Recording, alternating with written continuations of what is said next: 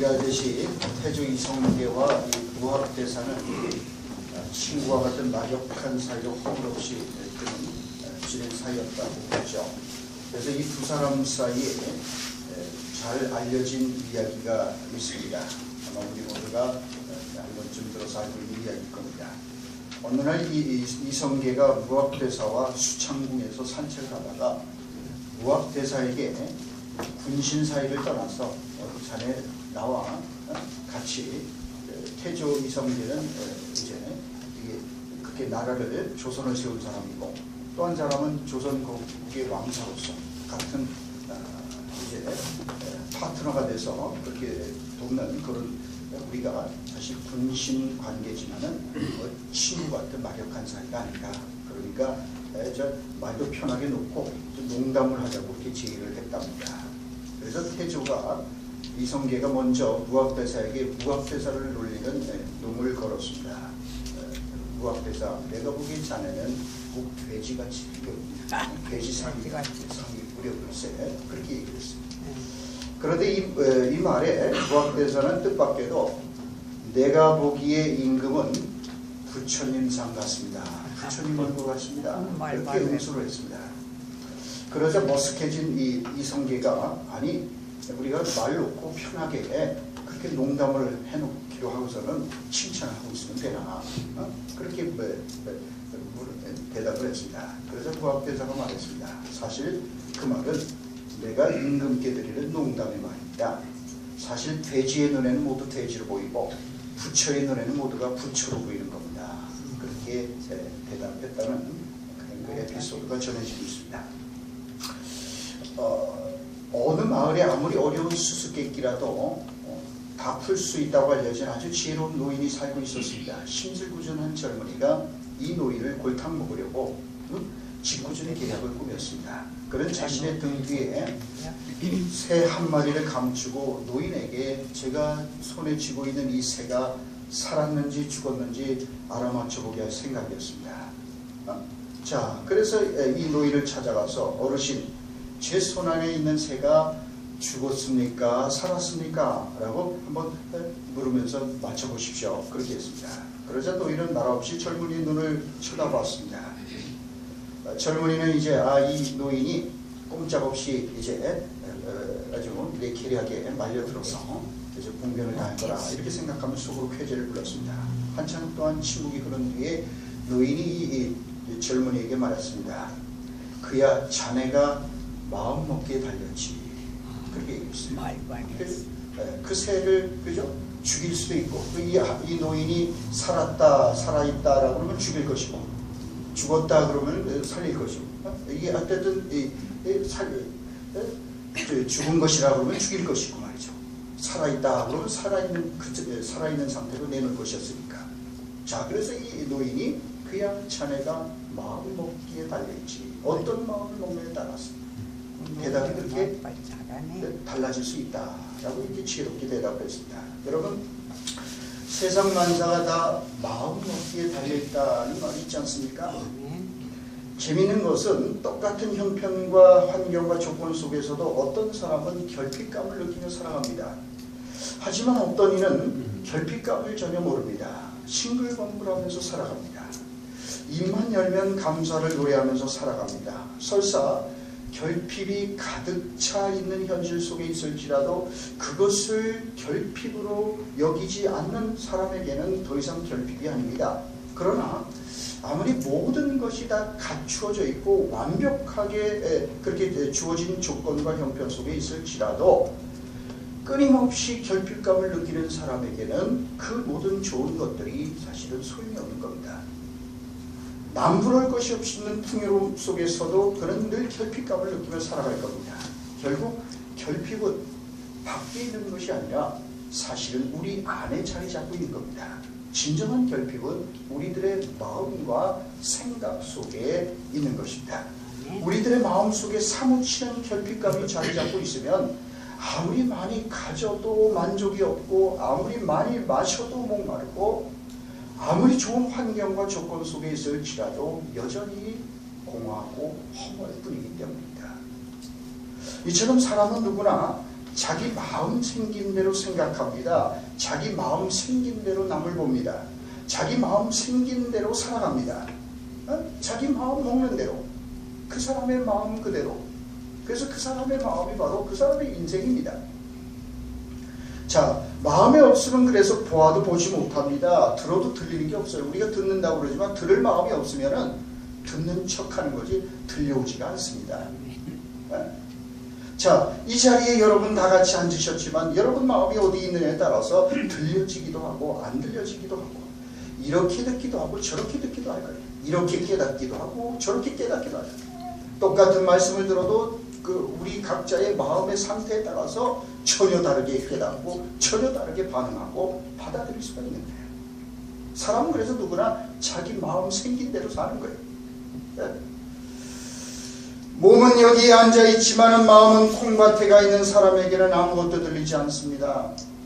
몸은 여기에 앉아있지만 마음은 이미 딴 곳에 가 있습니다. 그러면은 들리는 게 없습니다.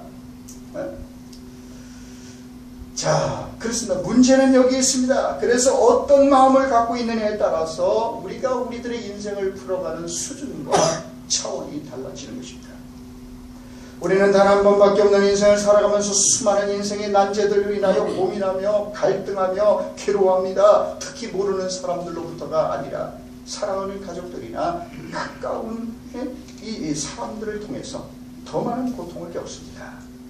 우리가 고통과 괴로움으로부터 자유로워지기 위해서는 무엇보다도 이런 고통의 원인과 뿌리가 어디에 있는지를 아는 것이 중요합니다. 사람들은 흔히 다른 사람들을 탓합니다. 부모를 잘못 만나서 이렇게 산다고 말합니다. 남편 혹은 아내를 또는 시대를 잘못 만나서 시대 탓을 합니다. 물려받은 재산이 없어서 대학을 나오지 못해서 직장이 변변치 못해서 그래서 불평합니다.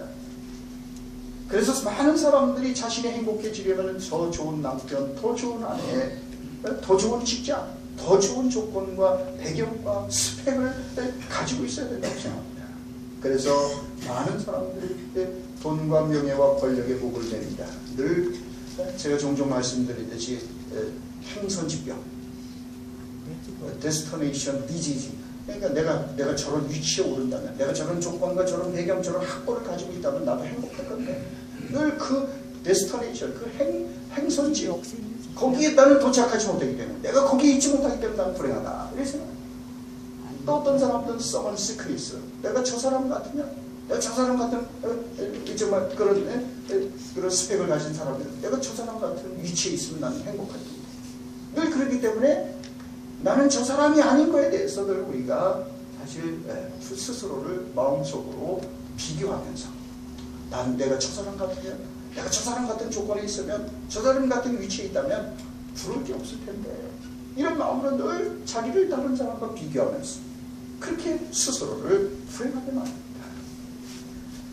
사실 고통의 원인은 다른 사람 때문에 혹은 밖에 있는 환경이나 형편이나 조건에 있는 게 아닙니다. 이 세상 그 누구도 우리를 행복하게 만들어줄 수도 없고 또한 불행하게 만들 수도 없습니다. 오직 나 자신만이 어떤 마음과 자세를 가지고 사느냐에 따라서 행복해질 수도 있고 불행해질 수도 있는 겁니다. 그러므로 우리들의 인생에 있어서 아무리 강조도 지나침이 없는 것은 마음을 어떻게 하느냐. 자, 그래서 모든 게 마음 먹기에 달려있다 라고 우리 어른들이 말씀합니다. 마음 먹기에 달려있다. 마음을 잘 써야 된다. 마음을 잘 먹어야 된다. 우리 어르신들이 늘 그렇게 입에 그렇게 달고 그렇게 말씀하시지 않습니까?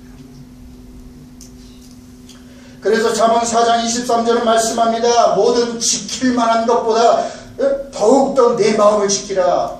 생명의 근원이 이에서 나옵니다.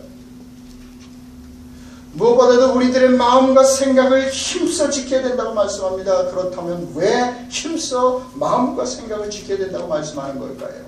생명의 근원이 여기서 나기 때문에, 죽고 사는 것이 이 마음에서 나오기 때문에, 마음을 어떻게 먹느냐, 어떤 마음을 가지고 사느냐에 따라 죽을 수도 있는, 죽기도 하고 살기도 한다.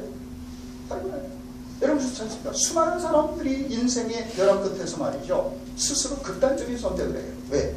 절망했기 때문에. 그 마음에 어떤 소망도 없다, 희망도 없다고 생각했기 때문에 스스로 목숨을 끊는 비극이죠. 마음을. 근데 어떤 사람은 또 똑같은 그 위기 상황 속에서 위기를 기회로 바꿔봐요. 어떤 사람은 기회 속에서 위기만 찾아요. 그러나 어떤 사람은 그 마음 먹는 거에 따라서 기회 속에서도 위기를 찾는 사람이 있는가 하면 어떤 사람은 위기 속에서 기회를 찾아내요. 그러니까 삶을 풀어가는 수준과 차원이 달라져 있어요. 우리가 마음을 어떻게 먹느냐에 따라서 위기가 기회가 될 수 있고 기회가 위기로 바뀔 수가 있습니다. 부정적인 마음, 그런 마음이 있으면은 기회 속에서도 있으면서도 위기만 봐요. 그러니까 절망하고 낙심하요. 자, 그래서 무릇 지킬 만한 것보다 더욱 내 마음을 힘써 지키라. 생명의 근원이 여기서 난다 라고 말씀합니다. 우리는 종종 잠을 자면서 악몽을 꾸기도 합니다.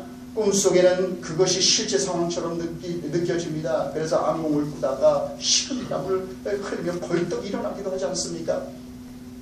그러면은 그게 현실이 아니라 꿈이었기 때문에 안도를 합니다. 가슴을 쓸어가면서 우리가 아주 악몽에 시달려. 꿈이었구나. 정말 다행이구나. 꿈에서 깨어나는 순간 그토록 악몽에 시달렸지만은 그게 흔적도 없이 사라지는 거예요. 그저 꿈속에서 실제라고 착각했을 뿐입니다. 이처럼 우리가 사로잡혀 있는 잘못된 이 미몽에서 깨어날 때 비로소 우리들의 마음이 제자리를 찾게 되는 겁니다. 예를 들어서 바람을 피운 남편과 계속 살든 말든 그것은 자신의 선택에 달려 있을 겁니다. 하지만 상대를 미워하는 일은 하지 말아야 합니다. 왜요? 자신만 손해이기 때문에. 바람을 핀 사람은 아무 일 없는 듯 잘만 사는데 그것을 용서하지 못하는 사람은 고통 속에서 삽니다. 지금 바람 난 남편은 신나서 그렇지 않습니까? 그렇죠. 바람 피는 인간들을 얼마나 신났어요. 맨날 드라이브하고 신났어요. 자, 그렇습니다. 이처럼 바람을 핀 사람은 아주 제 세상 만난 것처럼 그렇게 죄 짓고 살면서 어쨌든 나중에 대가를 지불하겠지만 그렇게 신나게 산단 말이에요. 근데 그것을 용서하지 못하는 사람은 지옥 속에서 나갑니다. 여러분, 고통은 상대가 주는 게 아니라 사실은 나의 어리석음이 자가 생산해내는 거예요. 네? 스스로를 불행하게 만드는 겁니다. 자신의 행복과 기쁨을 자신이 아닌 다른 사람에게 맡기는 거예요. 그러면 평생 우리는 다른 사람의 손에 휘둘린 채 끌려다니다가 살다가 그렇게 끝날 수밖에 없어요. 평생 그 사람을 원망하며 그 사람을 저주하며 그 사람을 여러분이 그럴 필요 없다 이거죠. 그 마음을 내려놔야 됩니다. 그러니까 여러분 때로는 용서라는 게 말이죠.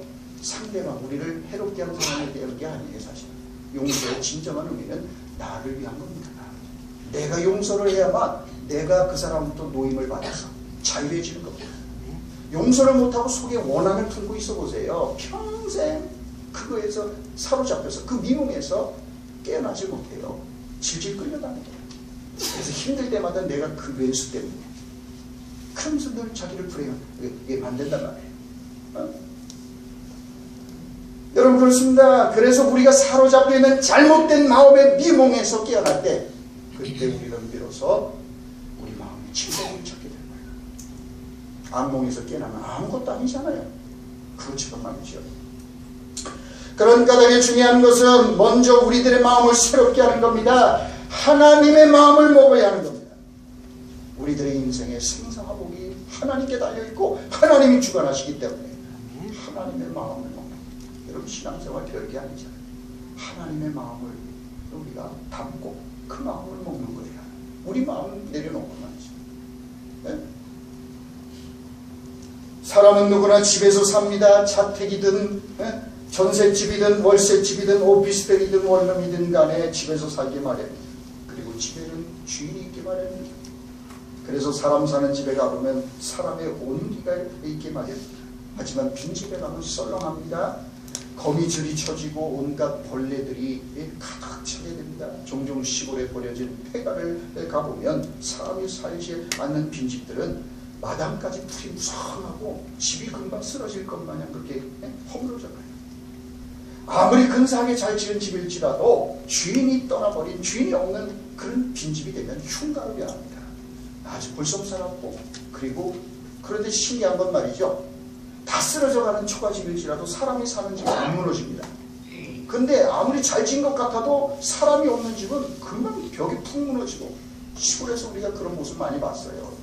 그냥 무너져요. 사람 방치된 집은 잘 지은 집도 무너져요. 그냥 사람 힘 없는 주인이 없으면 그래. 그렇죠? 그러니까 우리 배우겸 권사님 그러다면 그런 줄 아세요. 97년을 살았기 때문에 여러분들이 그런 줄 알아요.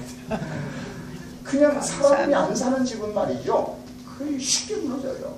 근데 이상하게 쓰러져가는 집도 사람이 그 안에 살면은 안 무너지고 잘 버틴단 말이죠. 사람 힘이 대단해요.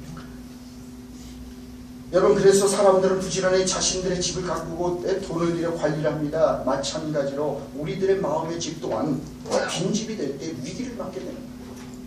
이것이 오늘 본 말씀을 통해서 우리가 배우게 되는 메시지입니다.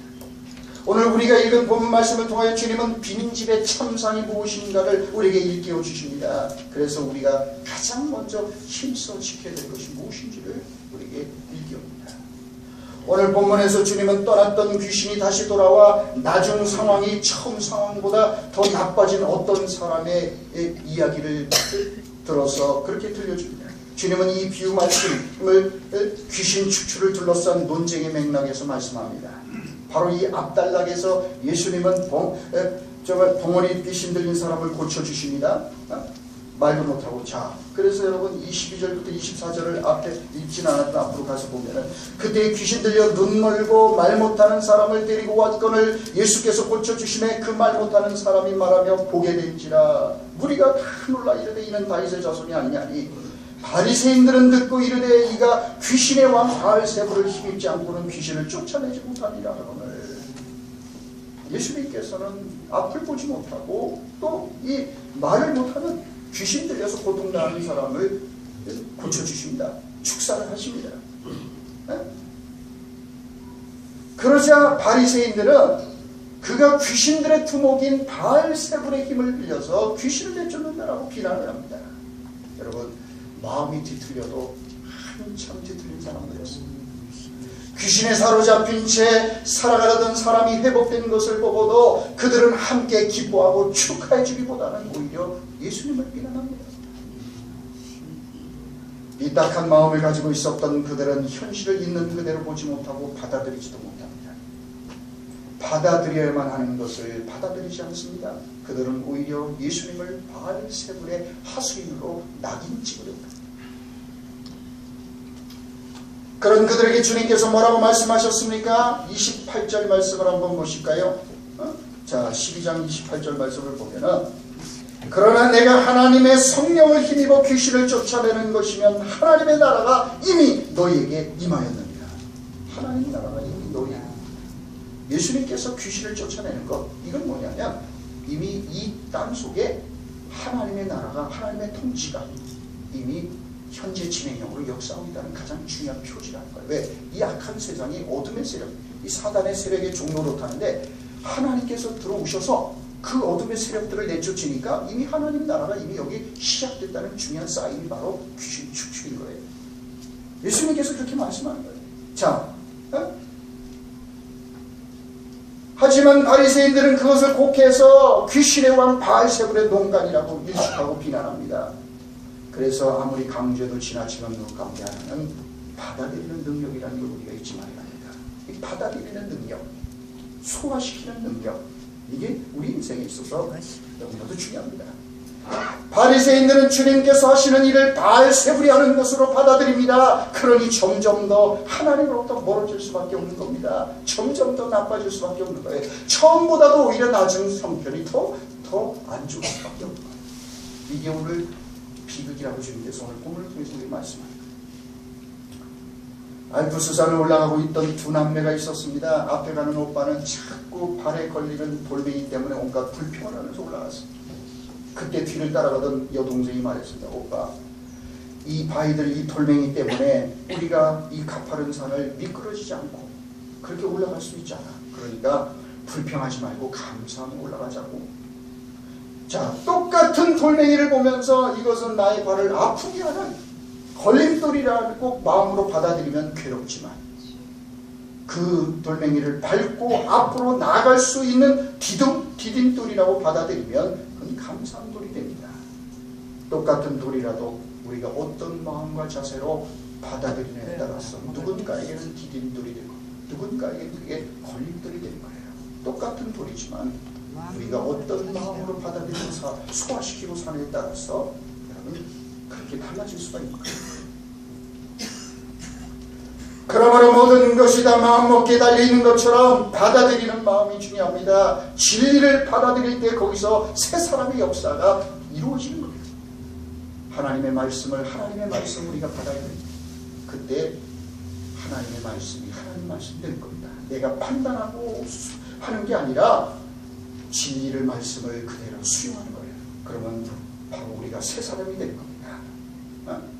내가 옳다 그르다 판단하지 말고 오직 그 옳다 그르다도 하나님께 맡기고 우리는 그 하나님 말씀을 우리가 그대로 받아들일 줄 알아야 합니다.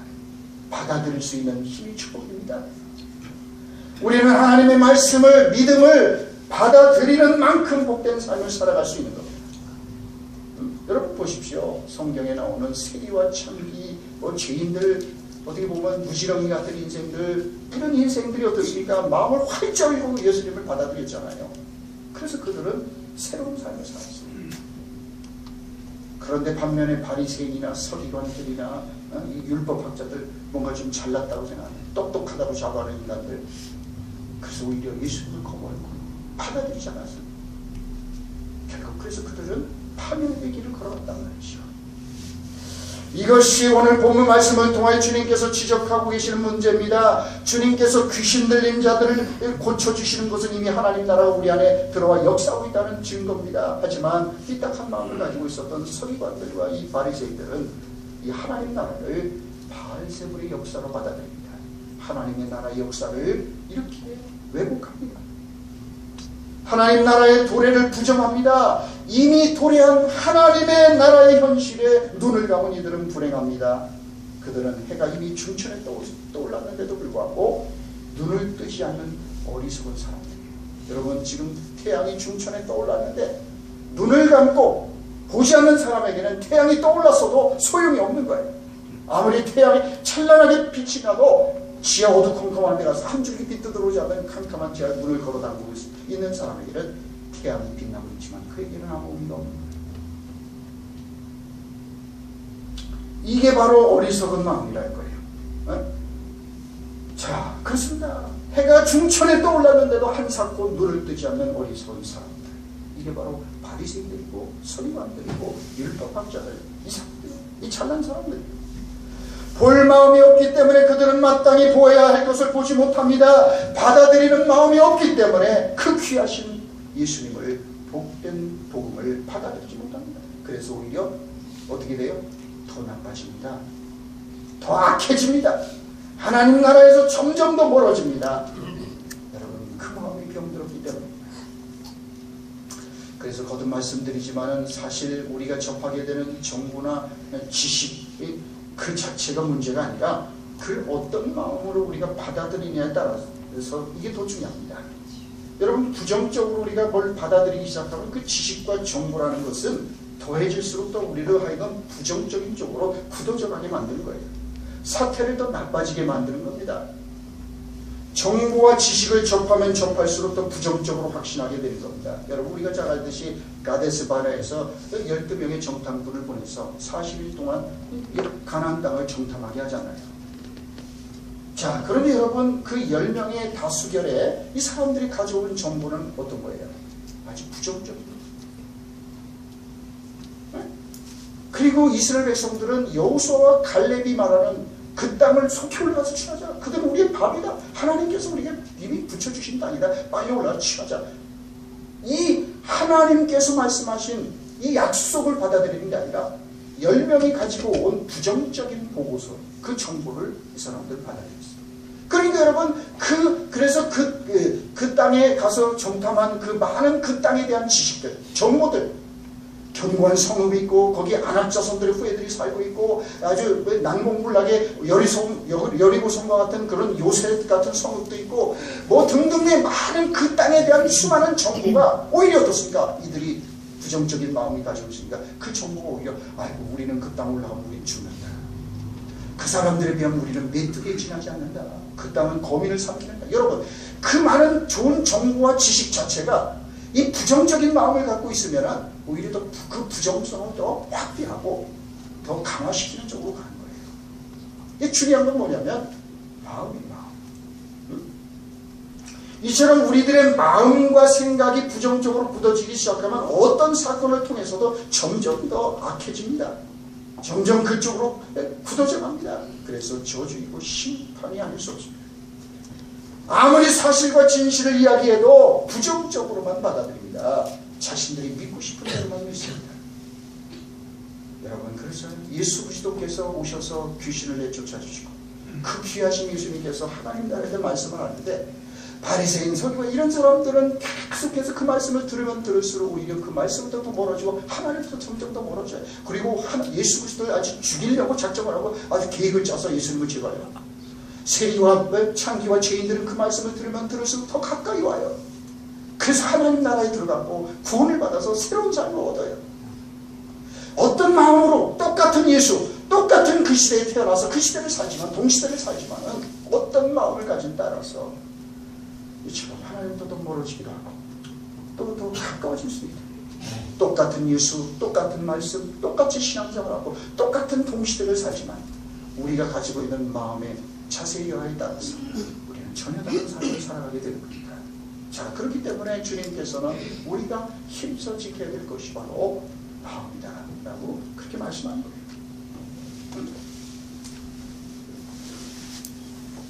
여러분, 그래요. 이것이 바로 바리새인들의 비극이었습니다. 그들은 주님이 하시는 일을 받아들이기는커녕 바알세불에 사로잡혀 서는 것이 바로 비난입니다. 부정적으로만 받아들입니다.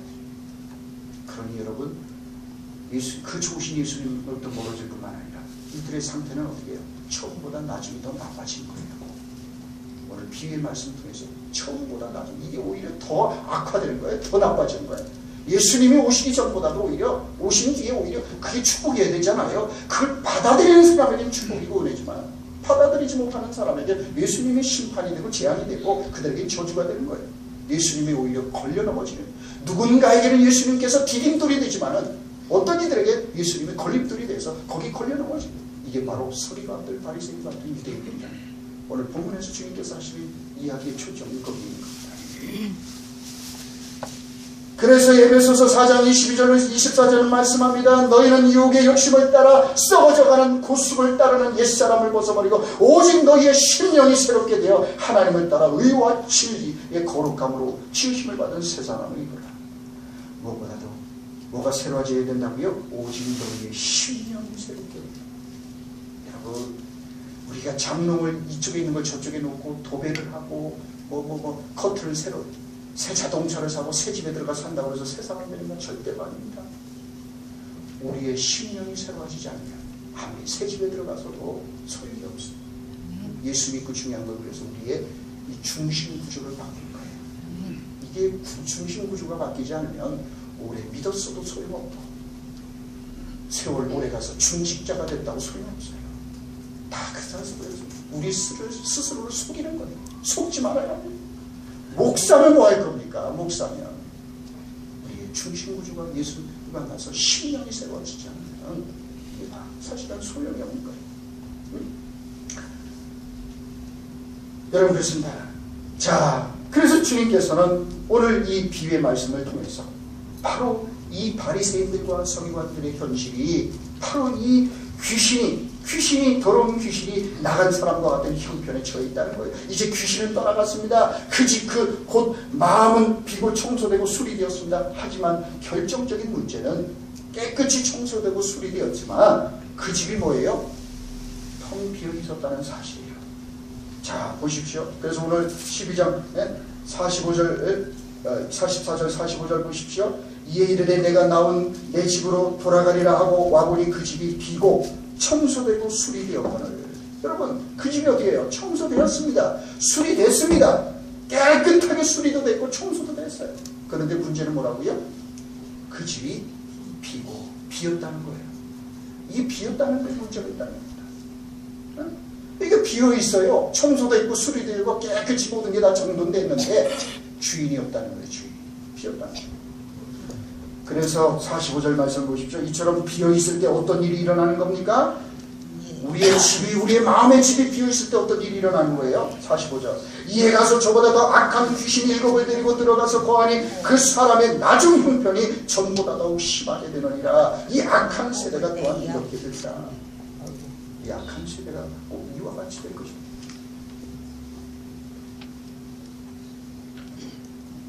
예수님께서 이 세상에 오셨지만 거부했습니다. 이처럼 계속 거부하게 되면 그들은 다시 악령에 사로잡히게 되는 것처럼 더 상태가 나빠질 수밖에 없다는 겁니다. 바리새인들을 비롯한 유대인들은 회개하지도 않았고 천국으로 돌이키지도 않았습니다. 그런 까닭에 예수님께서 오시기 전보다 오히려 더 상태가 나빠질 수밖에 없다고 지금 말씀합니다. 여기서 우리는 그래서 우리들의 인생과 신앙생활에 적용해야 될 중요한 메시지를 배우게 됩니다. 그것은 바로 인풋과 아웃풋의 법칙입니다. 우리들의 삶에 있어서 가장 중요한 선택과 결정이 이루어지는 것은 다름 아닌 우리들의 마음과 생각입니다. 우리들의 의식 속에는 마음이라는 큰 방이 자리 잡고 있습니다. 그런데 이 마음의 방으로 들어가는 문은 하나밖에 없습니다.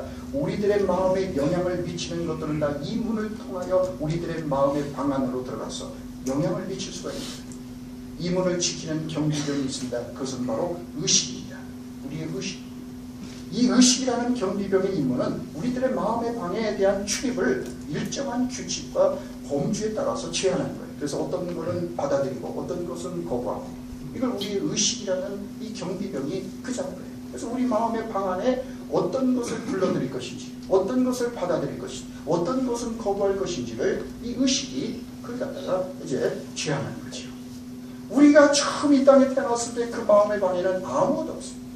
존 노크가 말했듯이 타블라라스, 텅 빈 백지와 아무것도 쓰여지지 않는 그런 백지와 같은 마음으로 우리가 출발을 합니다. 태어났을 때 아무 생각이 없죠. 우리만. 이제 그 다음에 우리가 자라면서 우리 안에 이제는 그 하얀 백지와 같은 우리의 이 마음의 방에 많은 정보들을 우리가 받아들이기 시작한 거예요. 그리고 그래서 우리 안에 우리 마음의 방에 들어오는 그런 모든 생각과 정보들이 결국 프로그래밍화돼서 우리들의 생각을, 우리들의 선택을, 우리들의 모든 것을, 생각을 이제는 좌지우지하게 되는 거예요.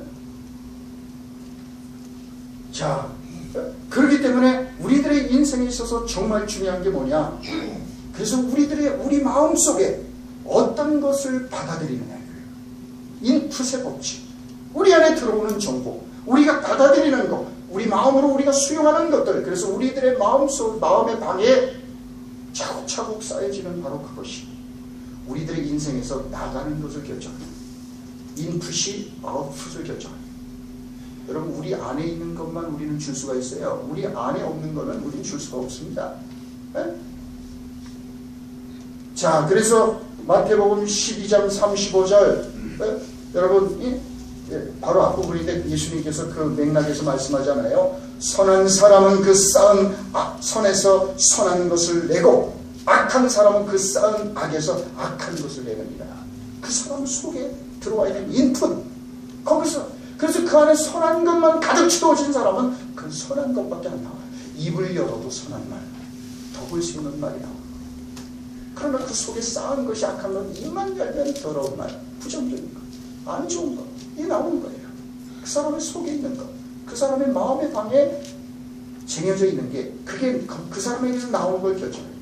여러분, 그래서 34절에서 예수님께서 더 심하게 말씀하잖아요. 34절, 독사의 자식들아, 너희는 악하니 어떻게 선한 말을 할 수 있느냐? 이는 마음에 가득한 것을 입으로 말합니다. 마음에 가득한 것을 말하는 거예요. 말이 문제가 아니라 그 말은 사실 그 사람의 마음 속에 있는 거예요. 마음 속에 있는 게 바깥으로 나오죠. 이게 그 말이 그 사람의 인격입니다. 그러니까 이게 바로 여기에 어떤 마음으로 사느냐는 것을 중요성이 자리 잡고 있는 겁니다. 입력의 법칙입니다. 우리들의 마음은 입력의 법칙의 지배를 받고 있습니다.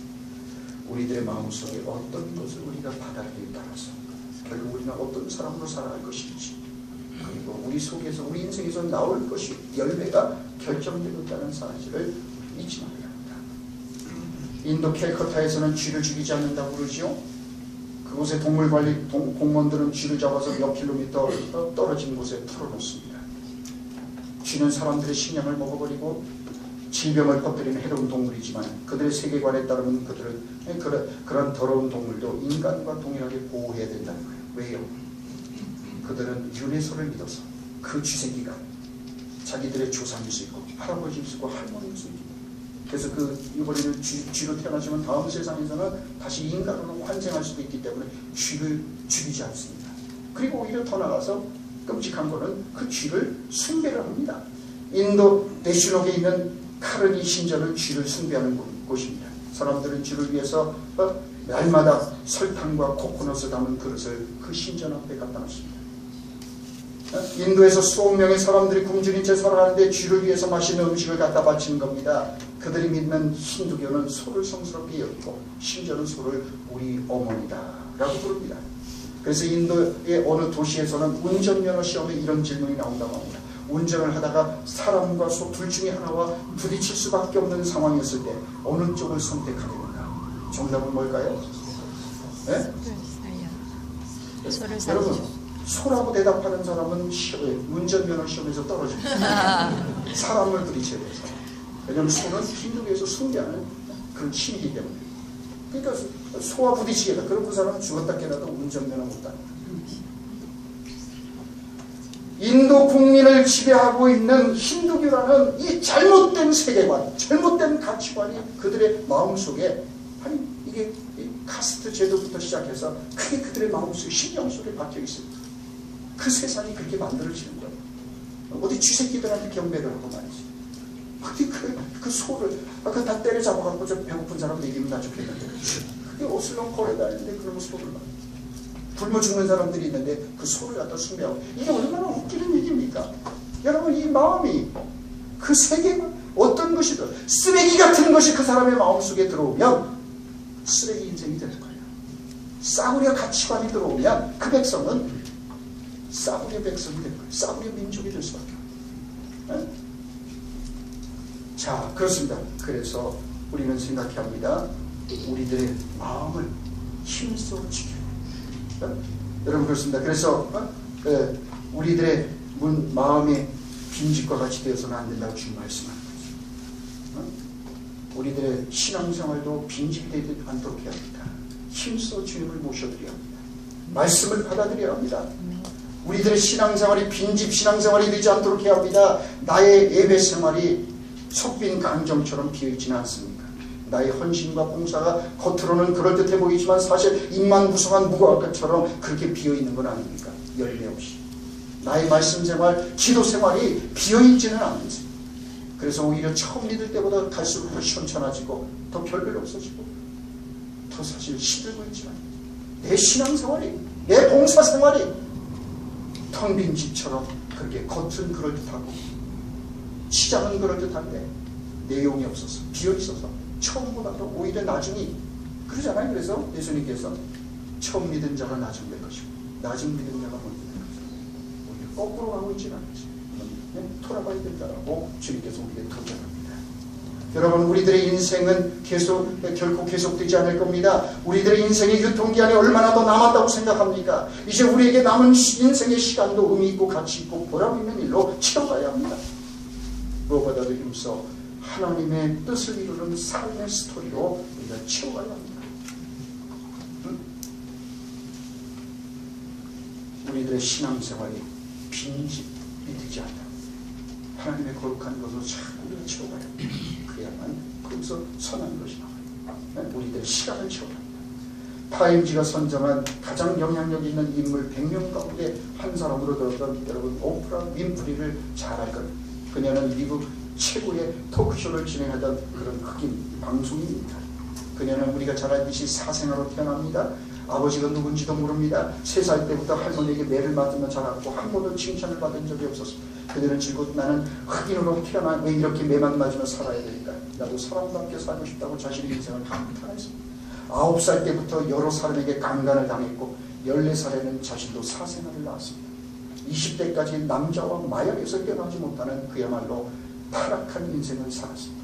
그런 그녀가 어떻게 20세기에 가장 영향력을 있는 사람 가운데 하나가 되었는지 아십니까? 그것은 바로 신앙의 힘이었습니다.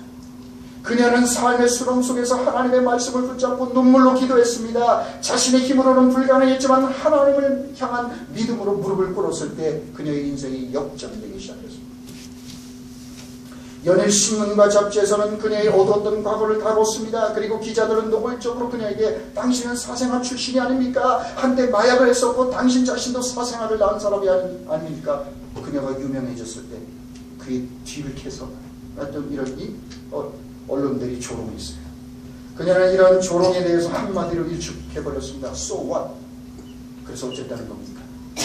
So what? 그래서 어쨌다는 겁니까? 나는 사생아였고 나도 사생을 낳고 나도 마약에 한때 찌들어 살았고 사실 나도 그렇게 어린 나이에 그렇게 완전히 황폐한 삶을 그 맞습니다. 다 맞습니다. 그런데 어쨌다는 거예요. 그게 바로 나 오프라 윈프리입니다. 그러나 내 안에 들어오신 하나님은 위대하신 분입니다. 내가 그런 인생이었지만 하나님이 내 안에 들어오셨어. 그 하나님 때문에 오늘 오프라 윈프리가 됐어. 그래서 어쨌다는 거예요. 내 과거가 그래서 어쨌다는 거예요. 하나님께서 오늘 나를 만들어 주셨어. 내 안에 주님을 모셨습니다. 그래서 내 안에 계신 하나님은 위대하신 분입니다. 나는 지금까지 항상 무릎 꿇고 밤마다 기도합니다. 제 삶을 하나님께서 기뻐하시는 도구로 사용하여 주십시오. 아멘. 그리고 다른 사람들을 행복하게 해줄 수 있는 사람이 되게 해주십시오. 아멘. 이게 내가 날마다 하나님 앞에서 하는 기도입니다. 나는 날마다 그래서 내 하나님, 위대하신 그 하나님을 내 안에 모십니다. 그 위대하신 하나님이 나로 하여금 나의 이 무지렁이 같은 인생을 위대한 삶이 되게 하셨습니다. 라고 그녀는 당당하게 고백했습니다. 그렇습니다. 오프라 윈프리님께서 그의 마음에 하나님을 모셨습니다. 그렇기 때문에 그런 인생조차도 정말 비참한 인생도 위대한 삶을, 영향력 있는 삶을 살아가는 인생이 되었습니다. 우리 모두 위대하신 하나님 우리가 더욱 마음에 모시고 우리도 정말 한 번밖에 없는 인생을 근사하게 살아가는 축복이 되길 주의 이름으로 축원합니다. 아멘. 고맙습니다. 우리 모두에게